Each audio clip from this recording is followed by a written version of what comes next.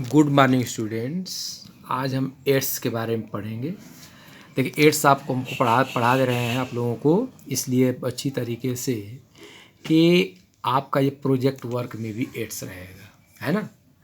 तो एड्स के बारे में आप अच्छी तरीके से पढ़ लीजिए, प्रैक्टिकल की दृष्टि से और थियरी की दृष्टि से, दोनों दृष्टि से क्या है, अच्छा है। तो एड्स का पहले फुल फॉर्म जान जाइए कि acquired immunodeficiency syndrome. AIDS का होता है एक्वायर्ड इम्यूनो डिफिशियंसी सिंड्रोम।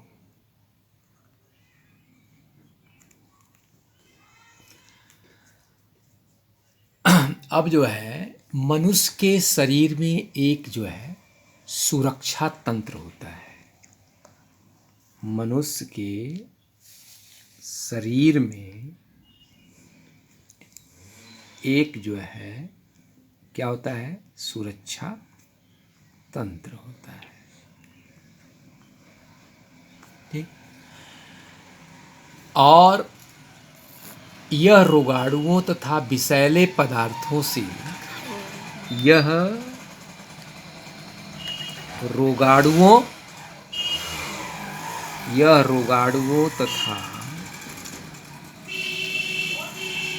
विषैले पदार्थों से शरीर की सुरक्षा करता है। और इसी को हम क्या कहते हैं, इम्यून सिस्टम। इसे हम प्रतिरक्षा तंत्र यानी इम्यून सिस्टम क्या कहते हैं। इसको हम क्या कहते हैं, प्रतिरक्षा तंत्र कहते हैं। प्रतिरक्षा तंत्र दो प्रकार का होता है। कितने प्रकार का होता है, दो प्रकार का।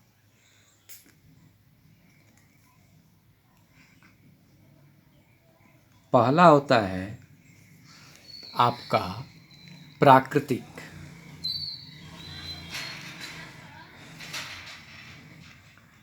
क्या कहेंगे इसको, प्राकृतिक, या इसको हम कह सकते हैं स्वाभाविक।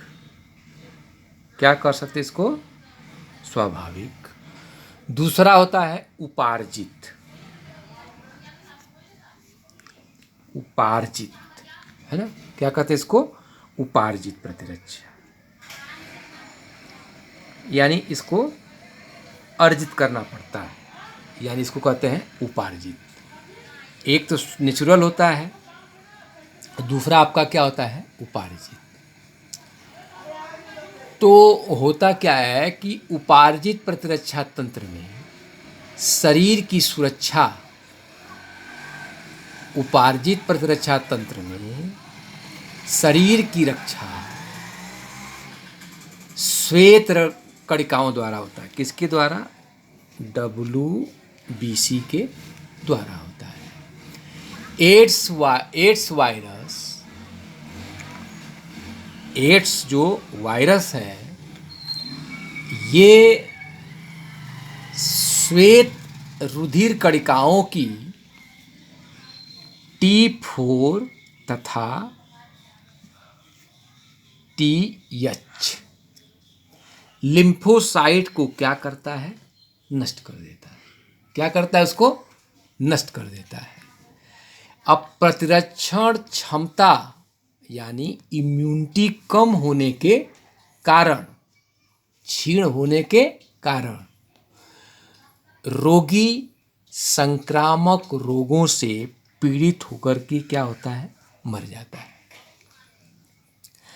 तो अब जो है रोग का कारक क्या है, इसमें रोग का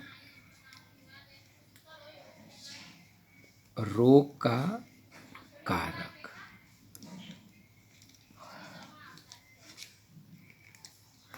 अब रोग का कारक क्या है कि रोग कारक ह्यूमन इम्यूनो वायरस, ह्यूमन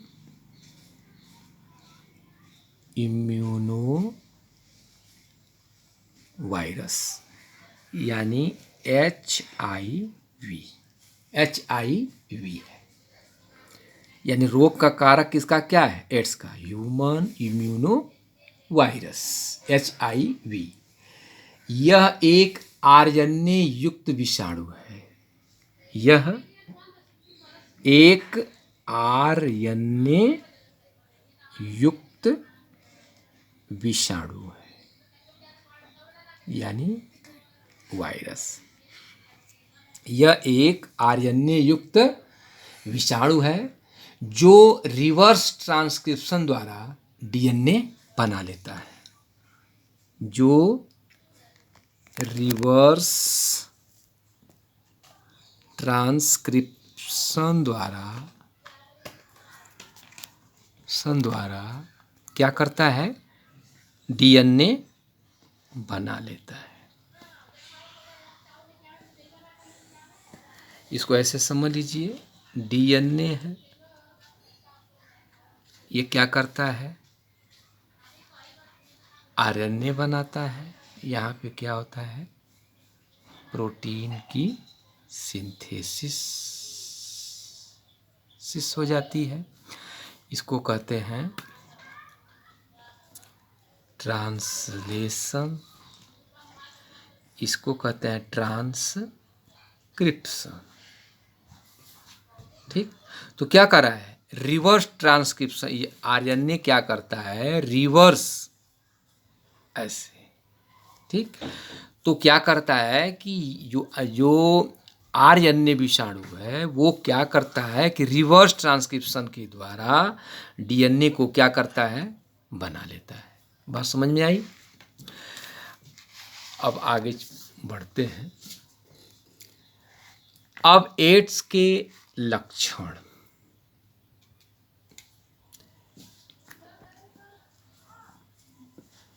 अब आपका ये लक्षण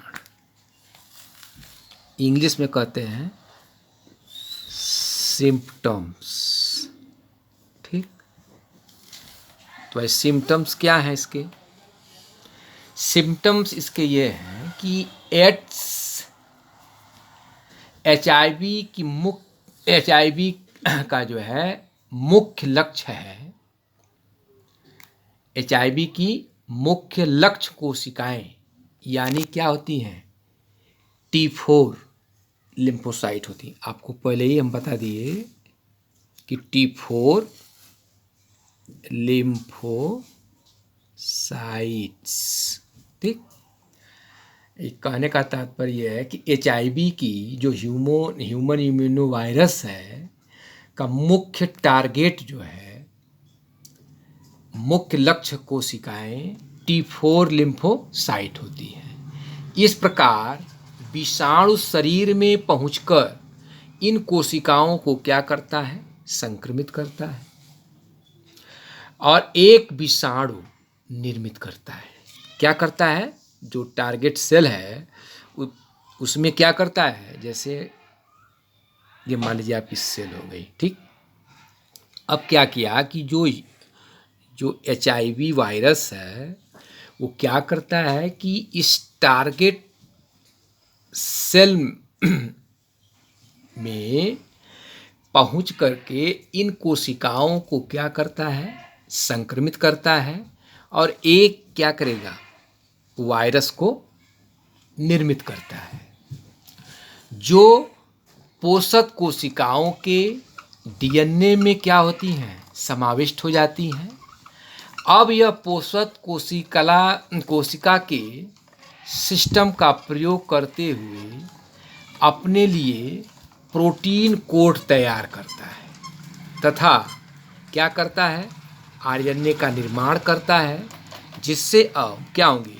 नए आरएनए यानी नए विषाणु जो है बनने लगते हैं।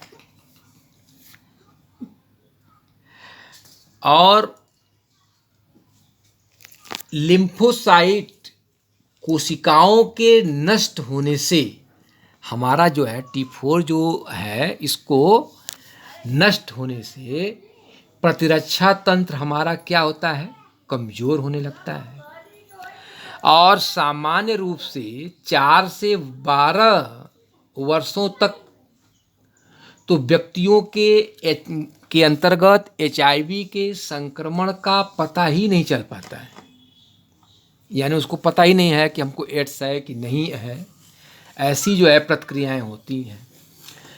फिर क्या होता है कि कुछ व्यक्तियों को संक्रमण के कुछ हफ्तों के बाद ही, जैसे सिर दर्द, घबराहट, हल्का बुखार आदि हो सकता है। धीरे धीरे प्रतिरक्षण क्षमता कमजोर होने से जब व्यक्ति को पूर्ण रूप से एड्स क्या करता है, अपना शिकार बना लेता है, यानी पूरी जो है बॉडी को अपने कंट्रोल में कर लेता है, तो उसमें भूख की कमी क्या होगा, भूख की कमी। फिर जो है कमजोरी, जब भूख नहीं लगेगी तो क्या होगा, बॉडी कमजोर हो जाएगा, कमजोरी। पूर्ण शरीर में दर्द, पूर्ण शरीर में दर्द होगा। खांसी, क्या होगा, खांसी। मुख या आंत में घाव, मुख या आंत में घाव।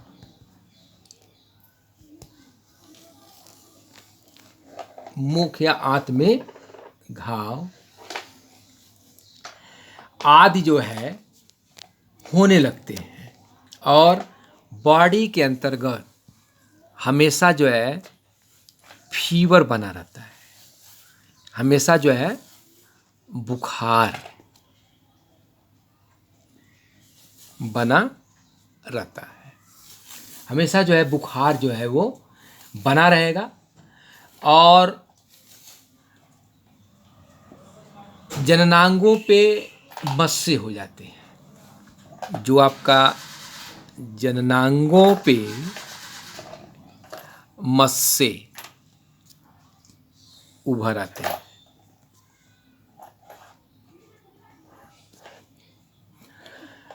अंततः इनका प्रतिरक्षण तंत्र इतना दुर्बल हो जाता है कि अनेक अन्य रोगों से ग्रसित होकर उसकी क्या हो जाती है, मृत्यु हो जाती है। यानी कहने का मतलब यह है कि इनका इम्यून सिस्टम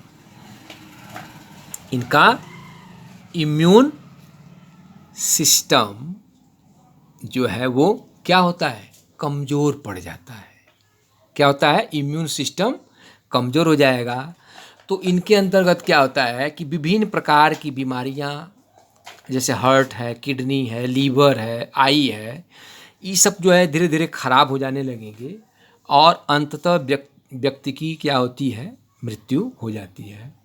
अब हम कल आपको पढ़ाएंगे कि एड्स रोग का संचरण कैसे होता है। Thank you.